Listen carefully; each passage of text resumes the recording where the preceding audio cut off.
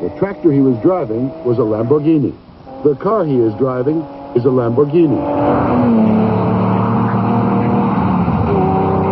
The speed he is going is pure Lamborghini.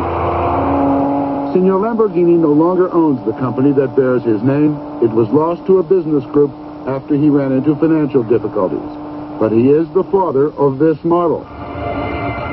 He got into the car business in 1963, having become dissatisfied with the best of Italian high-performance cars.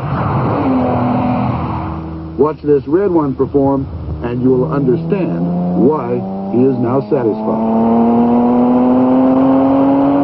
We do not advise anyone to drive at these speeds on public roads. Valentino Balboni, the test driver, is licensed to do it and does it brilliantly.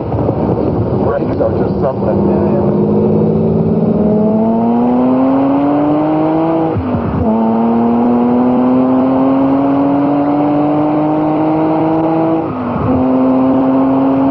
The company does not have a test track. Our cars are built for the road, it says. It's a thrilling ride, I must say.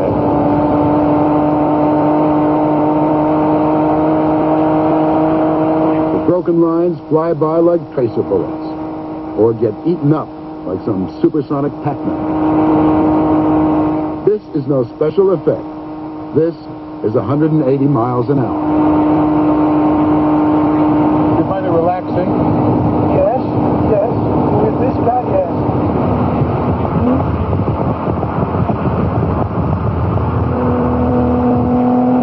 16 years ago, Lamborghini, with a team of engineers, designed and began to build his ultimate road car. It remains today the fastest production car available. 180, even 195 miles an hour. And about the most expensive. About $120,000. When it was unveiled in the early 70s, it had no name, but a local reporter took one look and said, Countach,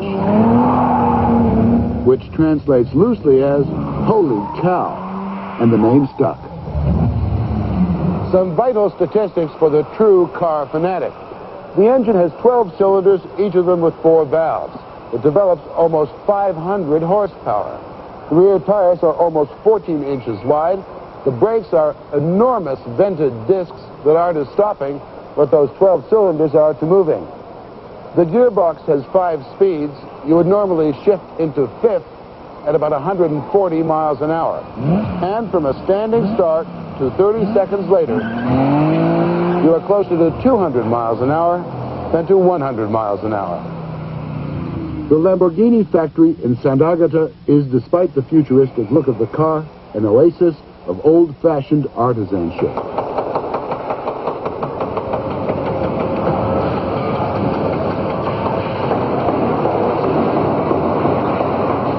The Countach barely uses any bought-in, subcontracted parts. Everything from engine block to gearbox is made right here, and most things made by hand, just like a good suit. There are no robots, only people who began their careers as teenage apprentices. The place is as clean as a surgery, and the machine as thoroughly tested as a fighter plane. All of which means that peak production is 3 cars a week. The waiting list for one is more than a year. Is this the Lamborghini Countach for everyone, for every driver, for everyone who can afford it? No.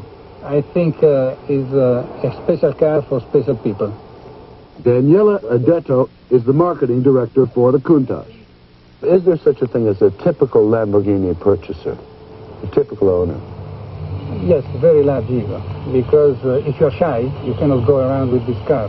It's like to go out in the evening with a beautiful woman. Not everybody can afford, not because they don't have enough money or because they have enough power, but because they are not the type that like to go out with a very beautiful woman.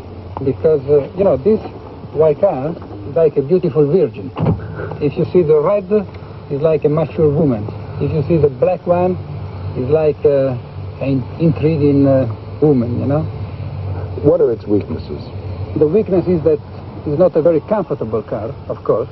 You cannot go with baggages, etc. You must have another car, like a Rolls Royce, that follow you with a chauffeur and arrive the day later, the day after, with all the baggages. And of course, you cannot go with children. You must have only a beautiful woman, and that's it. Even now, 16 years after it was launched, it still regularly makes the covers of the motoring magazines. Probably the most written about car ever built, possibly overwritten about. For example, devastatingly defiant in looks. Just light the fuse and keep steering. Uncompromisingly arrogant. Another writer says, like tasting beer for the first time or losing one's virginity, seeing a Countach is an experience never forgotten. Another writer, here we are talking about the brutal throb of a predator, the same that vibrates in a cheetah waiting to pounce on a gazelle. It is hard to find anyone to question the value of the Countach.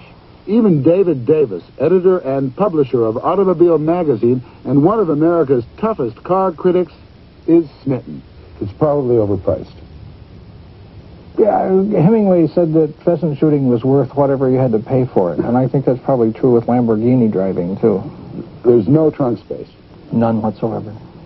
And what trunk space there is immensely hot. It would not be a place to carry a box of chocolates. Why do people buy it?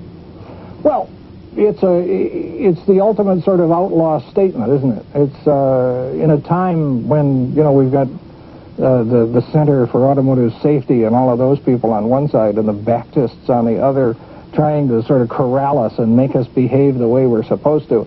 You can very quickly establish yourself as being somewhere else just by parking one of those in front of your house. It's a car that would just frighten you to death if you had the slightest doubt of your ability to drive it. I mean, to suddenly have somebody throw you the keys and say, would you mind driving my car home, and walk out into a dark parking lot and see this thing sort of glowering at you, you would call a taxi. You'd do almost anything. Bring in an airlift, but you certainly wouldn't want to jump into it and drive it. The whole idea, the whole environment that's created by that car on a given stretch of road is just... that's another matter altogether. You can't accomplish that in a Buick Roadmaster. As you may have already noticed, this car is not for everyone. The doors are a wondrous piece of engineering, but getting in can require a certain degree of agility. The windows open to mere slits through which you can't even toss a token into a toll booth. As for the rear window, if you can call it that, forget reversing without the aid of someone to direct you. Or do what the test drivers do. Heads up, bottoms out. If you can live without those little compromises to comfort and safety and have the cash, you might just fall in love with this little number. One writer says, it is not what the Countach can do for you that counts, but what it does to others. That is certainly true. Anywhere the Countach goes, it stops traffic dead. Even right here in Sant'Agata, where the car is built, the presence of one is an event.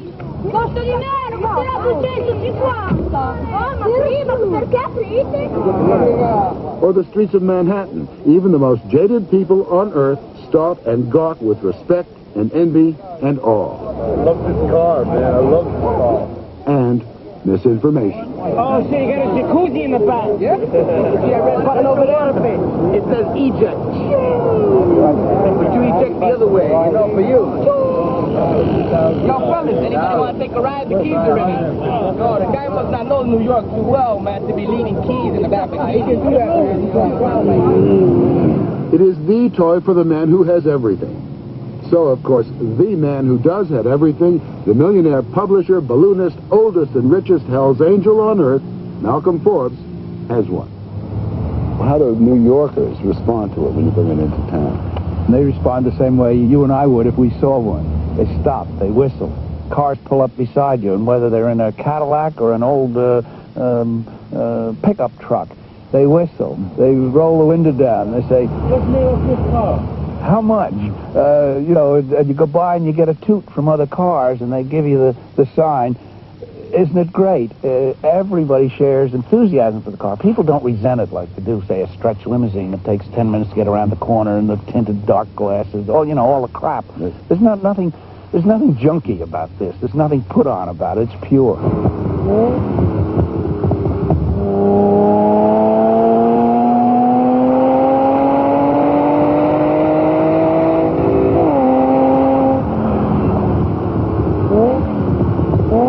I firmly believe that everyone who is worth anything at all should own a 12-cylinder car before they die, because there's nothing else like it. It's just one of the great operatic experiences of all time. That's a real noise, and there's nothing else like it. It'll take your breath away.